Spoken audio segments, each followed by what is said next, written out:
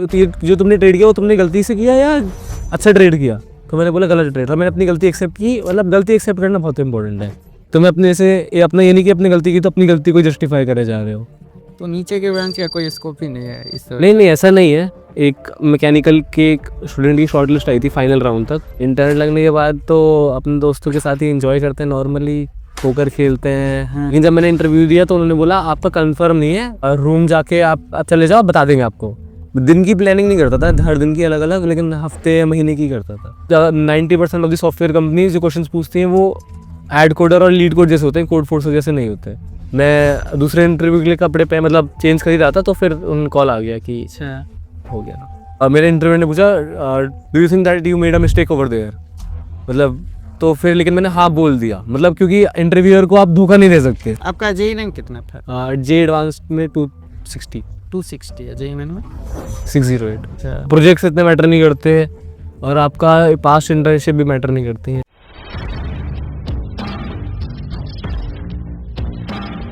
और यस कैसे हो? एकदम फर्स्ट क्लास। आप कैसे हैं? हम तो बढ़िया हैं। तो ये कैसे ऑप्टिवर का कैसे मतलब इंटरव्यू प्रोसेस या कोडिंग टेस्ट वगैरह कैसे स्टार्ट हुआ था? तो जैसे ऑप्टिवर में 2 रोल्स रहते हैं, एक तो सॉफ्टवेयर एक क्वांट। तो मेरा क्वांट में लगा है। अच्छा तो सॉफ्टवेयर वालों से तो कोडिंग देखते हैं, कोडिंग और उनका मतलब बेसिक देखते हैं कि आपका दिमाग कितना चल पा रहा है। तो एक तो मैथ्स क्वांट करना है आपको, तो मैथ्स बहुत अच्छी होनी चाहिए, बेसिक प्रोबेबिलिटी होनी चाहिए, मेंटल मैथ्स, मैथ्स का इंट्यूशन बहुत तेज अच्छा होना चाहिए आपका, और मैथ्स का इंट्यूशन अच्छा होना चाहिए और बस प्रोबेबिलिटी अच्छी होनी चाहिए। तो इंटरव्यू में मुझसे ट्रेडिंग गेम खिलवाया था। ट्रेडिंग गेम अच्छा कैसे? तो 3 राउंड थे। एक तो ऑनलाइन असेसमेंट था जिसमें फाइंड द नेक्स्ट नंबर एक राउंड था, और एक था प्रोबेबिलिटी के क्वेश्चंस थे। अच्छा फिर ग्रुप डिस्कशन राउंड में ट्रेडिंग गेम खिलवाया जिसमें एक प्रॉब्लम दी और 4-5 लोगों को साथ में मिलकर सॉल्व करनी थी। फिर अकेले अकेले अपनी अप्रोचेस बतानी थी ग्रुप डिस्कशन राउंड में। फिर पर्सनल इंटरव्यू में एक ट्रेडिंग गेम था जिसमें बेसिक प्रोबेबिलिटी और मेंटल मैथ्स का बहुत यूज आया। ओ तो उसमें किस टाइप के कितने हार्ड बहुत हार्ड होंगे क्वेश्चन तो? नहीं मतलब एक ट्रिक क्वेश्चन ऐसे नहीं पूछे कि अलग अलग क्वेश्चंस, वो ट्रेडिंग गेम ही खिलवा रहे थे और वो देख रहे थे मैं ट्रेडिंग गेम कैसे खेल पा रहा हूँ। मतलब एक स्टॉक मूव कर रहा था और मुझे कुछ क्विक मेंटल मैथ्स लगा के स्टॉक का प्राइस प्रेडिक्ट करना था और फिर बाय या सेल करना था उस हिसाब से। तो सॉफ्टवेयर में अलग होता है क्या? हाँ, सॉफ्टवेयर में थोड़ा कोडिंग रिलेटेड होता है। मुझसे कोडिंग बिल्कुल नहीं करवाई। उसमें भी स्टाइपेंड उतना ही होता है? स्टाइपेंड सेम होता है। अच्छा तो फिर थर्ड राउंड में क्या हुआ? थर्ड राउंड एचआर राउंड हुआ। अच्छा राउंड में क्या पूछा? एचआर राउंड में वही पूछा, जैसे मैं सोसाइटीज में था तो मेरी सोसाइटी के बारे में पूछा कि तुमने कैसे मैनेज किया। प्रोजेक्ट से कुछ नहीं पूछा, मेरी इंटर्नशिप थी उससे कुछ नहीं पूछा, कि बस वो देखना चाह रहे थे कि बंदा प्रेशर में कैसा काम करता है, कि how do you work in pressure, तुम्हें क्या लगता है ट्रेडर और ट्रेडर की स्ट्रेंथ क्या होनी चाहिए, वीकनेस क्या होनी चाहिए, सब मुझसे ऐसा क्या बताया फिर ट्रेडर का स्ट्रेंथ क्या होना चाहिए? कि पेशेंस होना चाहिए हाँ। और मतलब काम रहना चाहिए, सीखने को रेडी रहना चाहिए, हार्ड वर्किंग, ये सब बोला जो मुझे लगता है कि सही है। वीकनेस? वीकनेस क्या बोला? वीकनेस तो आई थिंक नहीं पूछा था, वीकनेस नहीं पूछा था। अच्छा वीकनेस क्यों ही पूछेंगे? तो क्या क्या तैयारी की होती है फिर इसके लिए मैथ ओनली? जैसे मैं अपना क्वांट, वैसे मैं जो सीडीसी का प्रिपरेशन कर रहा था वो सिर्फ सॉफ्टवेयर रोल के लिए कर रहा था, लेकिन मैंने क्वांट रोल का प्रिपरेशन स्टार्ट किया था जैसे समर वेकेशन के अंदर ही। अच्छा क्योंकि क्वांट रोल की कंपनीज बहुत कम आती है, मुश्किल से 2, जैसे अपने आईआईटी में 1900 बच्चे हैं, तो 1900 में एक बार मतलब आप मान लो कि बस 50 बच्चों को क्वांट रोल में लेकर जाते हैं। तो क्वांट का मैं तैयारी नहीं कर रहा था शुरू में, सिर्फ समर वेकेशन से मैंने स्टार्ट किया था। तो समर वेकेशन में मैंने जो बेसिक बुक्स हैं, बुक्स की ग्रीन बुक की 50 प्रॉब्लम्स की, और मतलब जो स्टैंडर्ड बुक्स है स्टैंडर्ड बुक्स की, और ग्रीन बुक सबसे ज़्यादा 2-3 बार मैंने ग्रीन बुक रिवाइज की, तो ग्रीन काफ़ी हेल्पफुल लगी मुझे। ओ ग्रीन बुक क्या उसमें मैथ? Maths probability. ओ तो प्रोबेबिलिटी मेन चीज है। हाँ, तो सीवी उवी फिर कुछ देखी ही नहीं? सीवी से कुछ नहीं पूछा, लेकिन आपके जो अवार्ड और अचीवमेंट पूरे काम किसी होते हैं, और अवार्ड और अचीवमेंट आपकी जेई मेन रैंक, ओलंपियाड में कैसा परफॉर्मेंस रहा, एनटीएससी केवीपीवाई, ये सब, और बस, और सीजी सीजी और डिपार्टमेंट भी। तो ये ज्यादातर सीएस को ही उठाती है हाँ, ऐसा क्यों? सीएस या मैथ्स मोटा 90%। जैसे ऑप्टेवर ने तो सारे जो उठाए वो सीएस के ही उठाए। तो नीचे के ब्रांच का कोई स्कोप ही नहीं है इस नहीं नहीं, ऐसा नहीं है। जैसे एक मैकेनिकल के स्टूडेंट की शॉर्ट लिस्ट आई थी फाइनल राउंड तक। अच्छा वो हो नहीं पाया लेकिन शॉर्ट लिस्ट आई थी। लेकिन मतलब आई थिंक जैसे ज़्यादातर क्वांट्स, इंडियन क्वांट्स तो सिर्फ ज़्यादातर सीएस और मैथमेटिक्स तक देखती हैं, लेकिन ऑप्टेवर आई वुड से कि अगर आप लोअर डिपार्टमेंट और आपने जीडी और इंटरव्यू में अच्छा कर दिया तो आपको ले सकते हैं, जीडी और मतलब वो है, और इंटरव्यू में अच्छा कर दिया तो ले सकते हैं आप। अच्छा, तो वो देखते हैं पहले से क्वालिफाइड है, सीएस है, ये है। हाँ, वो सब में बहुत मैटर करता है। अच्छा, प्रोजेक्ट्स इतने मैटर नहीं करते, और आपका पास्ट इंटर्नशिप भी मैटर नहीं करती है, ऐसे मेरी सीएस मतलब उड़ाना ही पड़ेगा, सीएस सीजी 9+ सीजी भी। नाइन, ज़्यादातर कॉन्स के लिए 9+CG। हाँ, ऑप्टेवर का कट ऑफ 8.5 है। अच्छा, आपका जेई रैंक कितना था? जे एडवांस में 260, 260 है जेई में ना? 608। अच्छा, तो जेई की तैयारी कैसे किए थे? जेई की तैयारी मेरी शहर में एक बहुत अच्छी लोकल कोचिंग थी, स्कॉलर्स डेन, शहर कौन से सर? मुरादाबाद, उत्तर प्रदेश। अच्छा, तो मैं उस कोचिंग में 8th से तैयारी कर रहा था, और मतलब 8th से तैयारी कर रहा था, और कोचिंग में बहुत अच्छा माहौल था। आईआईटी खड़गपुर की एलुमनी स्टार्ट की है वो, आवास के जो फाउंडर है एक विवेक ठाकुर, उन्होंने स्टार्ट किया कोचिंग, उनकी कोचिंग है। और मैं उनकी गाइडेंस में और वहाँ पे अच्छे से 8th से ही पढ़ रहा था। और मेरे मतलब दोस्त भी अभी आईआईटी खड़गपुर में काफ़ी लोग आए हैं उस कोचिंग से। अच्छा, तो वहाँ फिर कैसे 8th क्लास से कैसे कितना घंटा पढ़ते थे? तो जैसे 8th क्लास में तो स्कूल में जाता था, और कोचिंग भी जाता था। स्कूल, अच्छा स्कूल भी, हाँ कोचिंग भी। हाँ, तो कोचिंग का ज़्यादा हो नहीं पाता था, फिर 9th से मैं स्कूल नहीं जाता था, सिर्फ कोचिंग जाता था। ओह! तो काफ़ी फ्री टाइम मिलने लगा, मैं स्पोर्ट्स भी खेल पाता था साथ में, और मतलब तो जेईई तैयारी थोड़ी सीरियसली 9th से स्टार्ट हुई। ओह! तो मतलब आप ये बोल रहे हैं कि खाली पढ़ाई ही नहीं करते थे, स्पोर्ट्स भी खेलना? हाँ, मतलब जब वैसे 8th क्लास में मैंने बोला स्कूल और कोचिंग दोनों साथ में थी, तो फ्री टाइम कम मिल पाता था। अब लेकिन जब सिर्फ कोचिंग जा रहे हो, फिर तो बहुत सारा फ्री टाइम है ना, मतलब अच्छा, तो फिर कैसे कितना घंटा पढ़ाई कर? क्लासेस के बाद 4-5 घंटे और, या 6-7 घंटे। अच्छा, मतलब धीरे-धीरे से 9th में कम, 10th में थोड़ा-थोड़ा बढ़ा के, फिर 12th में बहुत ज़्यादा कर रहा था। 12th में आप मान लीजिए 8 घंटे क्लासेस के अलावा, 12th में तो बहुत ज़्यादा था। मतलब मैंने जो बहुत सीरियस प्रिपरेशन चालू की, वो दिसंबर से चालू की। मतलब जो बहुत मेहनत करने वाला। तो ओनली कोचिंग कोचिंग का असाइनमेंट वगैरह या हुँ। बुक वगैरह? हाँ, मतलब जो कोचिंग वाले कहते रहे, मैं चुपचाप करता गया, मतलब मैंने कुछ इधर-उधर से जैसे बाहर का दिमाग नहीं लगाया। जो कोचिंग वाले बुक्स बोलते थे फेमस बुक्स, वही कर ली, एन अवस्थी, एम.एस. चौहान, और जो कोचिंग का मतलब जो कोचिंग वालों ने कर दिया वही मैंने चुपचाप करता गया, दिमाग नहीं लगाया अपना। अरे बढ़िया है। तो दोनों करते थे, मटेरियल और बुक्स वगैरह? मतलब हाँ, मैं बुक सिर्फ केमिस्ट्री की करता था, फिजिक्स की भी बुक करता था, मैथ्स की कोई बुक नहीं करता था, सिर्फ कोचिंग का मटेरियल। ओह! फिजिक्स की कौन सी बुक? एक एच.सी. वर्मा है, और एक 700 इलस्ट्रेटेड प्रॉब्लम्स है शायद से कुछ तो। एक को अच्छे कोटा की टीचर की, आशीष अरोड़ा की सर की अच्छा, किताब है। तो फिर ये क्वांट का आपका मतलब डीएसए कब से स्टार्ट कर दिए थे? डीएसए में जब मेरा आई वुड से मैंने जो ट्राई आउट करना स्टार्ट किया था फर्स्ट सेम के बाद से। अच्छा, फर्स्ट सेम के बाद ही। हुँ। तो फिर कैसे अपना डेली रूटीन क्या रहता था प्रिपरेशन का फर्स्ट ईयर से? मतलब तो प्रिपरेशन तो नहीं करता था फर्स्ट ईयर में, लेकिन बस डीएसए करना चालू किया था। अच्छा, और डीएसए चालू किया था, फिर सेकंड ईयर से जो सीडीसी की प्रिपरेशन मैंने I would say third same के हुँ, मतलब थर्ड सेम के बाद जो विंटर वेकेशंस होती हैं उससे चालू की थी। तो डीएसए में एल्गोजेनिथ का कोर्स करता था। ओह! तो एल्गोजेनिथ का कोर्स अच्छे से किया मैंने, हुँ, और फिर और कॉन्टेस्ट भी थोड़े बहुत देता रहता था रेगुलरली। हुँ, और फिर मतलब बस ये था डीएसए, और मैंने डीएसए किया अच्छे से 4th सेम तक। फिर 4th सेम के बाद से मैंने डीएसए रिवाइज़ किया और क्वांट प्रिपरेशन की, जो समर वेकेशंस में। ओह! तो डीएसए में कितने क्वेश्चन? आई थिंक सब मिला के 600-700। अगर मतलब मैंने सीएस प्रॉब्लम सेट भी किया था, एल्गोजेनिथ भी किया, कोड फोर्सेस भी थोड़ा बहुत किया, ऐड कोडर भी किया, तो मतलब सब मिला के 600-700। और कॉन्टेस्ट वगैरह भी गए थे? हाँ, तो कितनी रेटिंग थी वगैरह मेरी रेटिंग पीक थी 1500। कोड फोर्स पे? हाँ। अच्छा, तो उसके बाद आप ये इल्लू में वाइस कैप्टन भी थे और फिर क्वांट का प्रिपरेशन भी चल रहा था और एक क्लब भी है भैया ना कम्युनिटी में। हाँ। तो इतनी सारी चीज़ें पे कैसे? नहीं, जैसे एलो वाइस कैप्टन तो मैं इंटर लगने के बाद बना, अच्छा, और जो कम्युनिटी में था मैं इन्वॉल्व, और बैडमिंटन में खेलता था मैं, तो उसमें बहुत टाइम जाता था मेरा तीनों चीज़ें मैनेज करने। तो बस मैनेज करना ही पड़ता था, क्लास में थोड़ा कम जाता था, अच्छा। जिससे कि मुझे क्लब का टाइम मिल पाया, बैडमिंटन का टाइम मिल पाया, और पढ़ाई का 3 चीज़ों का टाइम मिल पाया, इसलिए क्लासेस को थोड़ा मैंने सैक्रिफाइस किया था। तो जब से सीरियस प्रिपरेशन मतलब इंटर्नशिप के लिए स्टार्ट होने लगी, हुँ। तो किसको कितना टाइम देते थे फिर? मतलब मेरा फर्स्ट प्रायोरिटी तो एकेडमिक्स और इंटर्न प्रिपरेशन ही था, फिर सेकंड पे जब टाइम मिल जाता था, फ्री हो जाता था, मतलब जैसे क्लब के लोगों ने बुलाया तो टाइम प्रिपेयर करके उस हिसाब से, जैसे क्लब का काम है 8 रात को, तो सुबह से थोड़ा बहुत पढ़ाई कर लिया एक्स्ट्रा, उस हिसाब से पहले से मैनेज करके रखना पड़ता था।